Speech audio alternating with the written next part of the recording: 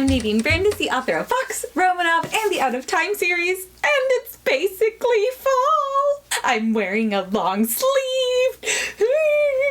Leaves are gonna start changing color. Everything's gonna start smelling like pumpkin and spices. I love autumn so much. It's actually still really hot where I live. My AC is blasting so that I can wear this. But am I gonna let that stop me? Nope. In fact, I'm gonna wear a hat. Osseo books! Osseo fall! I need my wand. So to celebrate fall, I wanted to share with you all of the books that I'm really excited about that are going to be releasing in the fall, that hopefully I'm going to be reading, because we all need a teetering TBR to welcome in the season. I'm going to start with the books that are releasing in September that I cannot wait to read. The first is The Girl the Sea Gave Back by Adrienne Young. Adrienne also wrote Sky in the Deep, which is a Viking story, and The Girl the Sea Gave Back is set in that same world but with different characters, is about a, I'm assuming, Viking girl who is washed up on shore. She has no memory of her former clan or her former life, but she has the gift to tell the future, and so the clan that she is now living with is deciding whether or not to go to war or to just kind of stay and have peace, and so they're asking her to tell the future to basically make that decision for them. No pressure, but I cannot wait because I loved Sky in the Deep, so I'm sure that I will enjoy this book just as much. Plus, look at that cover, you guys. Look at it. It could eat my bookshelf whole. The next book, also releasing on September 3rd, is Dented, Eclipse the Skies by Maura Milan, which is the sequel to Ignite the Stars. I actually have not read Ignite the Stars yet because I wanted to wait until the sequel was out, but I have an arc, so I'm going to read it anyway. So the main character, Aya, is a criminal. She's only 17, but the Commonwealth, aka the bad guys in power, they basically destroyed her home country, so she's been terrorizing them ever since. And they end up capturing her and finding out her true identity and then trying to use her to work for them. So they basically stick her in one of their academies to train her, and she's trying to escape. But while she's there, she's meeting all of these cool people who become friends, and suddenly she starts questioning where her loyalty lies. I love stories that are about two different sides and you start seeing the good and the bad of both sides. So this sounds amazing, and the sequel is going to be even more amazing. I'm not going to read the back because it's going to spoil stuff for me. Okay, then September 10th, we have When She Reigns, which is the third and final book in the Fallen Isles trilogy by Jodi Meadows. Jodi, first of all, is an amazing writer. She's one of the Lady Jamies who wrote My Lady Jane, and this book series is about dragons. Do we ever have enough dragons in our life? No. These books are about Mira. She is a hope bearer. She has been told that she's special her entire life. In fact, there's an entire peace treaty named after her. No pressure, but she doesn't feel special. She struggles with anxiety, which I love that there is mental health addressed in these books. And she ends up getting betrayed by her own people who named the peace treaty after her, but they betray her and then chuck her into the pit, which is this giant prison, and she is stuck there trying to escape, and there's this guard who's trying to find out her secret. Also, she's super interested in dragons, which causes a lot of trouble. I love when dragons cause trouble. Not only is she trying to survive, but she's also trying to find out more about herself and the Fallen Isles that she lives in before her entire world collapses. And I'm pretty sure we're supposed to take that literally. So, dun-dun-dun-dun-dun, who's ready for the conclusion? These covers are beautiful. These books are beautiful. The author is beautiful. I just love it. I can't wait to finish the series. La la la. All right, let's go on into October. October 1st, The Memory Thief releases by Lauren Manzi. This is her debut novel, and this is about a world where memories are currency. You can sell your memories can be stolen, you can buy memories, and eventually you can buy so many memories and sell so many memories that you don't actually know what your own story is.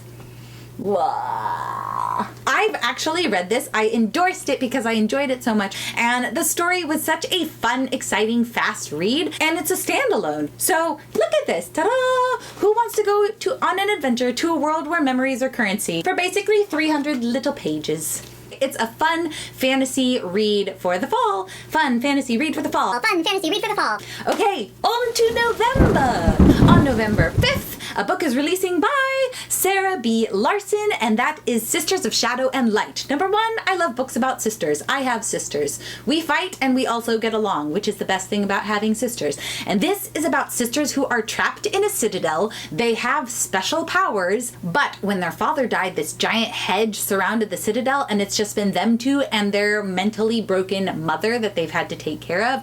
And then suddenly somebody arrives through the hedges in their citadel. What happens next? I don't know, but we can all find out in November. Okay, November 12th, which I think is probably going to be my favorite day this entire year because a book is releasing from one of my best friends, and it's brilliant, and that is Coral by Sarah Ella. This book, you guys, first of all, I love the cover. I love the simplicity, but also the complexity of it. Coral is a story dealing with mental health that's inspired by The Little Mermaid. It has fantasy elements to it.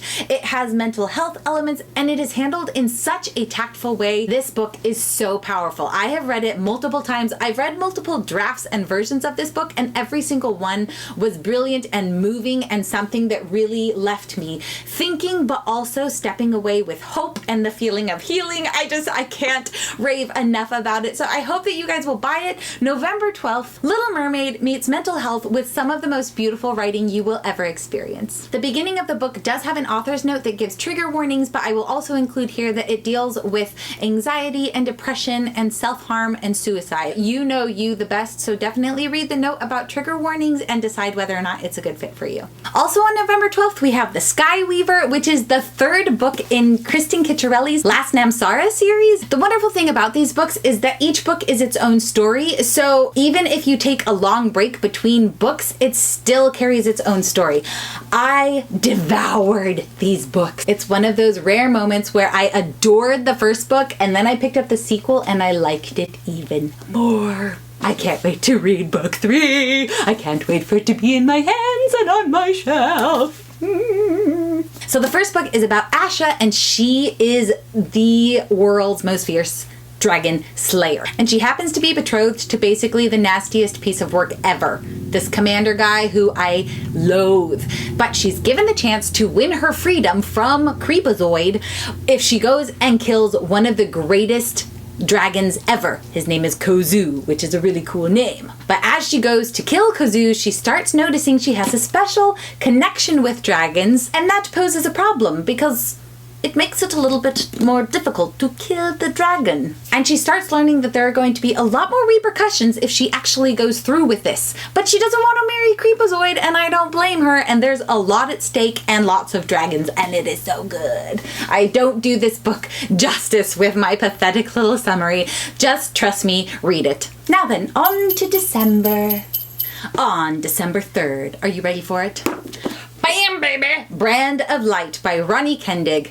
Ronnie has written like 20 plus books. She's a brilliant author, and Brand of Light, as she says, is one of the books of her heart. And I love when an author who is so established finally gets to write the story of their heart, because you know that they've been stewing on it and just passionate about it for years and years and years, and here it finally is. Brand of Light is a soft sci-fi, which I appreciate because I don't do well with the super smart sci-fi stuff. The main character, Kersey, wakes up in a shuttle, alone, abandoned. She has no idea what happened. She learns that her family is dead and that she's accused of their murders.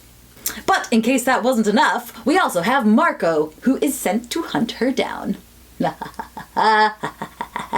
That's all I can tell you. You just need to read it for yourself. Also, something super cool about this book, it is having a limited hardcover print run. So basically, if you want it in hardcover, you need to pre-order it or order it basically as soon as it comes out, because they're only doing one print order of hardcovers. And then after that, it is all paperback. So the hardcovers are exclusive editions, which is such a cool idea. And lastly, also on December 3rd is Children of Virtue and Vengeance, which is the sequel to Children of Blood and Bone. This is the audiobook that got me hooked on audiobooks. It is the most wonderful, amazing, talented, phenomenal audiobook I've ever listened to, and then the book was so good. This story, it blew my mind, and I've been waiting for the sequel ever since because it ended on such a crazy, crazy cliffhanger note.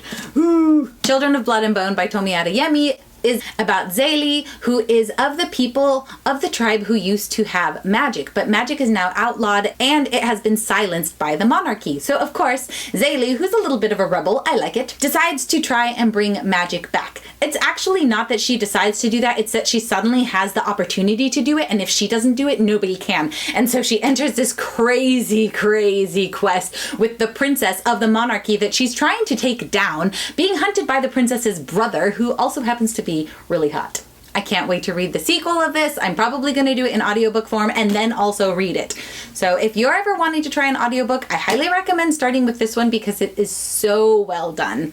And that's my TBR pile for the fall. But are any of these on your TBR? Let me know down in the comments. What books are you looking forward to reading this fall? And if you want to keep up on my videos where I talk writing, publishing, and all of the bookish things, please click subscribe or the little bell icon that gives you an email alert every time I post a new video. So with that, tally-ho!